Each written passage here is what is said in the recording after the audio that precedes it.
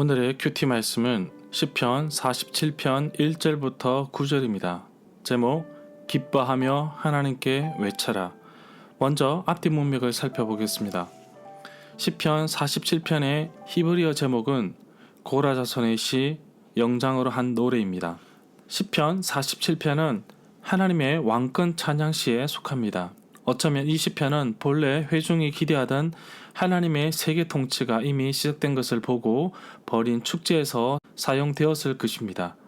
유대 전성에 따르면 이 찬송은 설날에 부르는데 그리스도 교회에서는 5절과 9절 때문에 성천 기념일에 읽는 시편으로 되었다고 합니다. 문단을 나눠보겠습니다. 1절부터 5절은 기뻐하며 외치는 소리, 6절부터 9절은 찬양의 노래를 하나님께.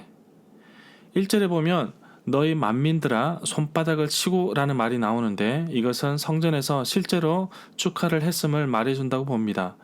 열왕기하 11장 12절에 보면 제사장 여호야다가 왕자 요아스를 인도하여 내어 왕관을 씌워주고 율법책을 주고 기름을 부어 남유다 8대 왕으로 세우자 무리가 박수하며 왕의 만세를 불렀다고 기록하고 있습니다.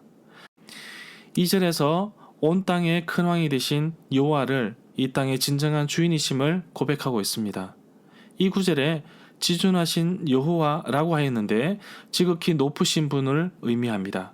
여기에서 하나님의 이름, 하나님의 칭호에 대해서 알아보면 여호와는 하나님께서 모세에게 나타나 가르쳐 주신 이름입니다. 출애굽기 3장 14절에 나옵니다. 유대인들은 하나님을 경외하는 신앙에서 여호와라는 하나님의 이름을 그대로 발음을 피하기 위해 성경을 읽을 때 주라는 뜻을 가진 히브리어 낱말 아도나이로 대신하여 불렀습니다. 우리말의 하나님은 어원적으로 하늘에서 왔으며 숫자 하나에서 온 것은 아닙니다. 여기에서 기업에 대해서 알아보겠습니다. 이스라엘 사람이 자기 시족 전체의 소유지에서 개인적으로 차지하는 몫의 땅을 말합니다. 기업은 다른 사람에게 넘겨줄 수 없었습니다. 그런 이유는 다른 사람에게 넘겨주면 기업이 시족 전체의 소유지에서 떨어져 나갈 수 있기 때문입니다. 기업을 팔지 않을 수 없는 형편이라면 가까운 친척이 사도록 내어놓아야 합니다. 여기에서 또한 경우에 따라서 과부에 대한 의무가 생겨납니다. 옛 소유 관계를 되살리는 것은 희년을 통해서 조절이 가능합니다.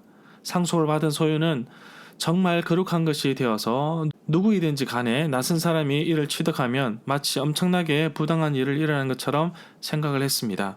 이스라엘 땅 및 백성은 그 전체가 여호와의 기업으로 여겨졌는데 소유라는 표현이 더 어울린다고 봅니다. 그것들이 보존되게 하나님께서 돌보실 것입니다.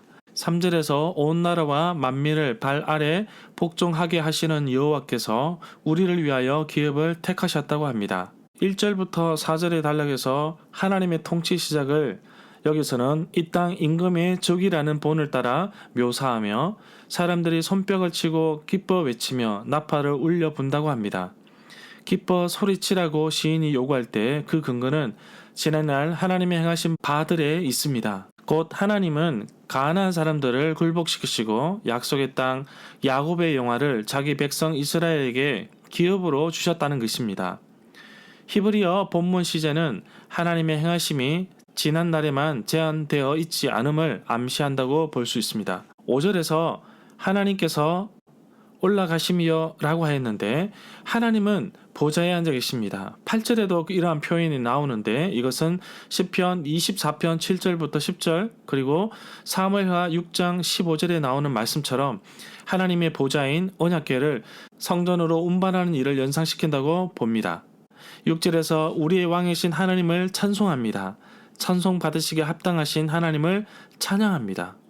7절에는 하나님은 온 땅의 왕이십니다. 백성을 다스리시며 세상의 모든 방패는 하나님의 것입니다. 5절부터 7절의 단락에서 자기 백성의 역사 가운데서 하나님의 행하신 일들을 비추어 보며 이스라엘은 온 땅에 대한 하나님의 다스림을 헤아려 볼 수 있습니다. 여러 주석가들은 하나님의 보좌인 언약궤를 사람들이 시온산에 모시고 올라가는 행진이 5절에 묘사되어 있다고 생각하고 있습니다. 그렇지만 하나님이로부터 올라가신다라고 함은 또한 하나님이 자기 보좌에 앉으심을 뜻할 수도 있다고 봅니다. 8절에 하나님은 모든 나라를 다스리십니다.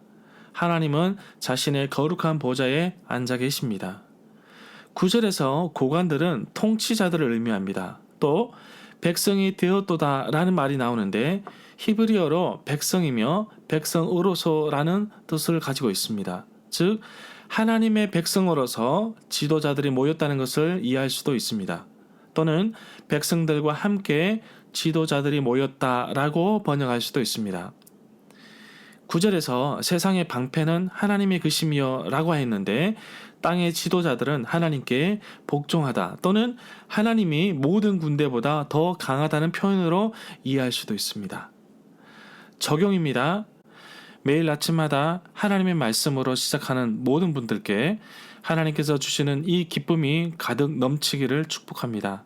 손바닥을 치며 즐거운 소리로 하나님께 외치는 기쁨이 여러분 모두에게 넘치기를 간절히 소망합니다. 온 땅을 다스리시는 하나님을 찬양합니다. 모든 것이 하나님의 주권에 있음을 고백합니다. 하나님이 다스리시는 영역 가운데 나의 삶에 있음도 고백하며 하나님께서 나의 삶을 주관하시고 이끄실 것을 간구합니다.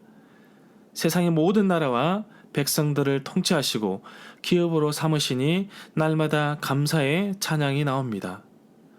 몇 가지 나 스스로에게 질문을 해봅니다. 나의 삶 가운데 기쁨의 찬송의 소리가 있는지요? 코로나 바이러스 때문에 힘든 시간을 보내고 있지만 세상을 통치하시고 이끄시는 분이 하나님이시기에 오늘도 그 이끄심 앞으로 나아갑니다.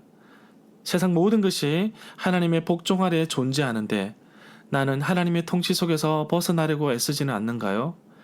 잘 생각해보면 온 땅의 주인이신 하나님께서 나의 삶도 인도하시고 이끄십니다. 코로나 블루라는 말처럼 힘들고 우울한 삶이 있다고 합니다. 하지만 하나님께서 내 삶에 기쁨의 찬송을 가득 채워주시기를 또한 기도하며 슬픔이 변하여 기쁨이 되게 하시며 온 땅을 주관하시는 하나님께서 코로나19로 힘든 시기 가운데서도 나의 삶을 이끄실 것을 기대합니다. 하나님으로 인하여 내 삶에 기쁨이 가득 넘치기를 간절히 소망합니다.